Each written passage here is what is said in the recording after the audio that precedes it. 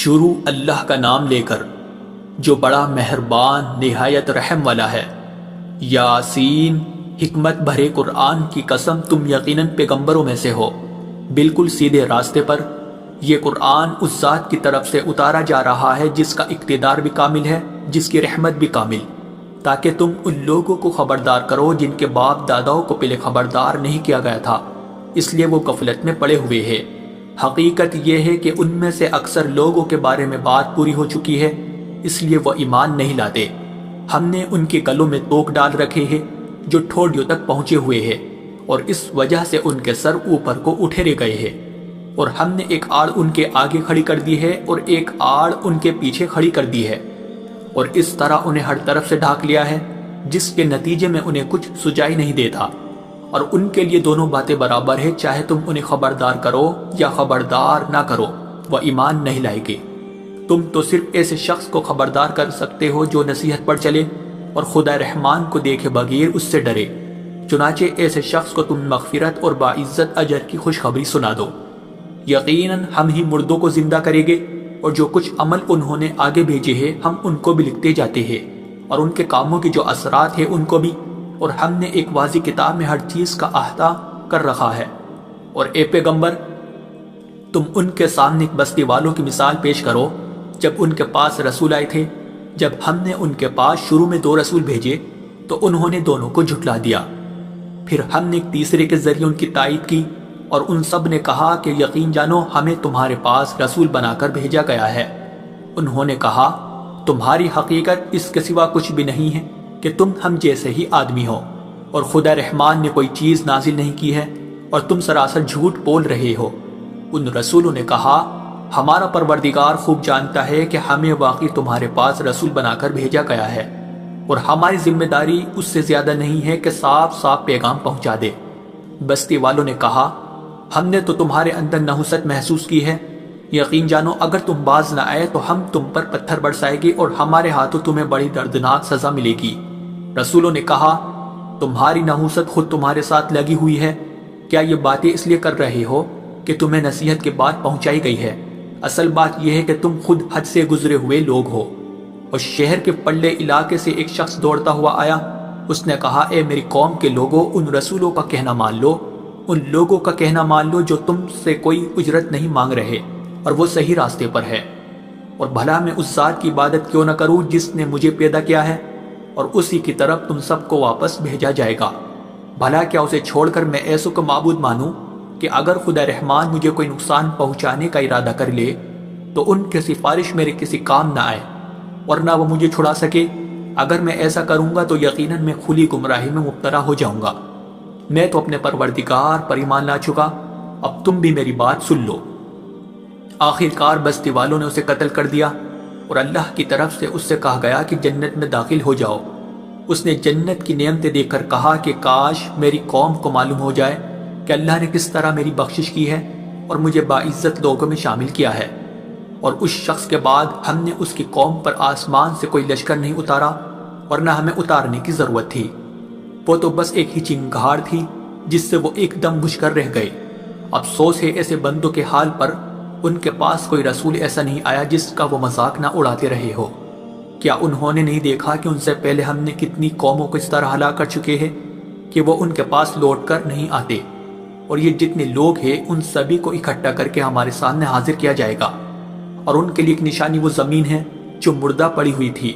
ہم نے اسے زندگی عطا کی، اور اس نے غلہ نکالا جس کی خوراک یہ کھاتے ہیں، اور ہم نے اس زمین میں کھجوروں اور انگوروں کے باغ پیدا کیے، اور ایسا انتظام کیا کہ اس میں سے پانی کے چشمے پھوٹ نکلے تاکہ یہ اس کی پیداوار میں سے کھائے، حالانکہ اس کو ان کے ہاتھوں نے نہیں بنایا تھا۔ کیا پھر بھی یہ شکر نہیں کریں گے؟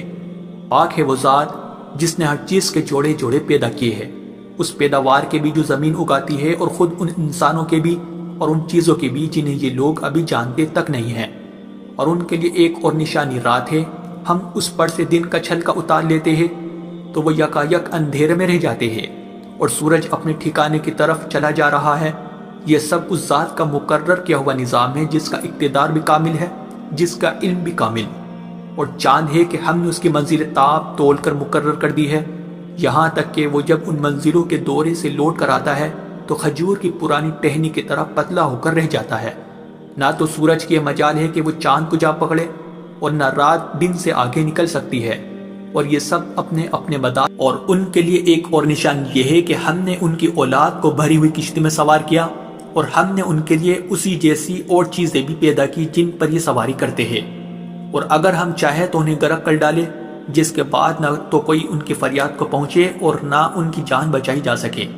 لیکن یہ سب ہماری طرف سے ایک رحمت ہے اور ایک معین وقت تک زندگی کا مزہ اٹھانے کا موقع ہے جو انہیں دیا جا رہا ہے۔ اور جب ان سے کہا جاتا ہے کہ بچو اس عذاب سے جو تمہارے سامنے ہے اور جو تمہارے مرنے کے بعد آئے گا تاکہ تم پر رحم کیا جائے،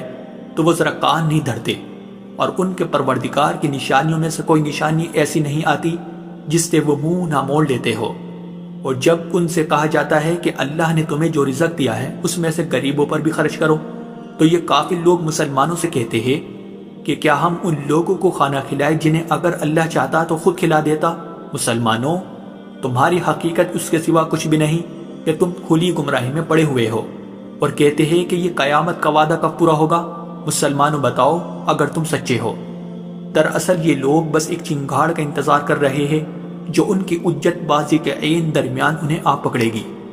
پھر نہ یہ کوئی وصیت کر سکے گے اور نہ اپنے گھر والوں کے پاس لوٹ کر جا سکے گے،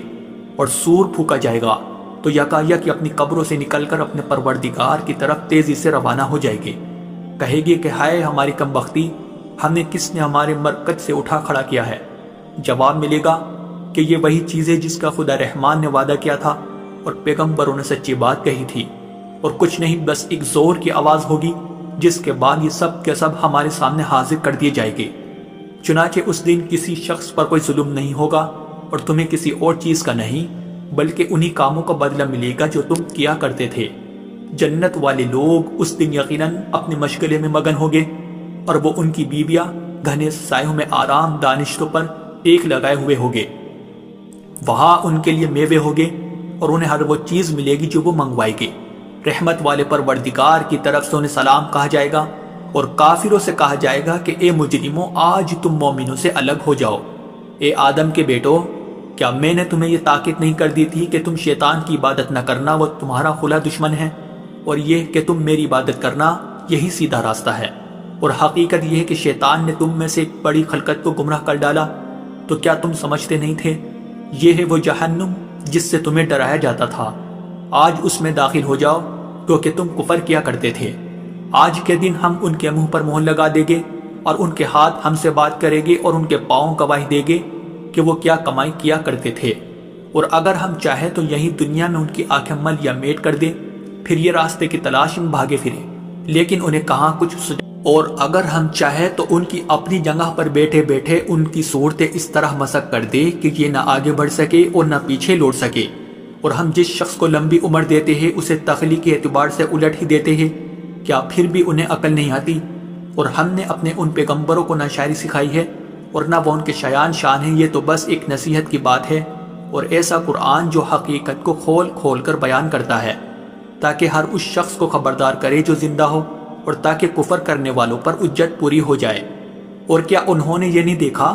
کہ ہم نے اپنے ہاتھوں کی بنائی ہوئی چیزوں میں سے ان کے لیے مویشی پیدا کیے، اور یہ ان کے مالک بنے ہوئے ہیں، اور ہم نے ان مویشیوں کو ان کے قابو میں دے دیا ہے، چنانچہ ان میں سے کچھ وہ ہے جو ان کی سواری بنے ہوئے ہیں، اور کچھ وہ ہے جنہیں یہ کھاتے ہیں،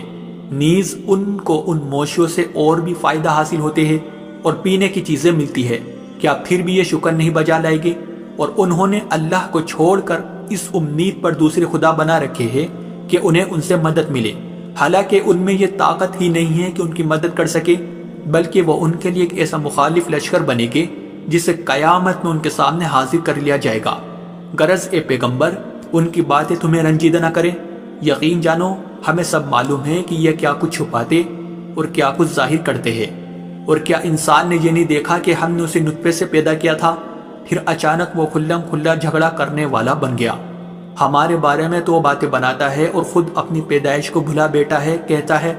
کہ ان ہڈیوں کو کون زندگی دے گا جب کہ وہ گل چکی ہوگی؟ کہہ دو کہ ان کو وہی زندگی دے گا جس نے انہیں پہلی بار پیدا کیا تھا، اور وہ پیدا کرنے کا ہر کام جانتا ہے۔ وہی ہے جس نے تمہارے لیے سرسبز درخت سے آگ پیدا کر دی ہے، پھر تم ذرا سی دیر مجھ سے سلگانے کا کام لیتے ہو؟ بھلا جس ذات نے آسمانوں اور زمین کو پیدا کیا ہے، کیا وہ اس بات پر قادر نہیں ہے کہ ان جیسوں کو دوبارہ پیدا کر سکے؟ کیوں نہیں، جبکہ وہ سب کچھ پیدا کرنے کی پوری مہرت رکھتا ہے۔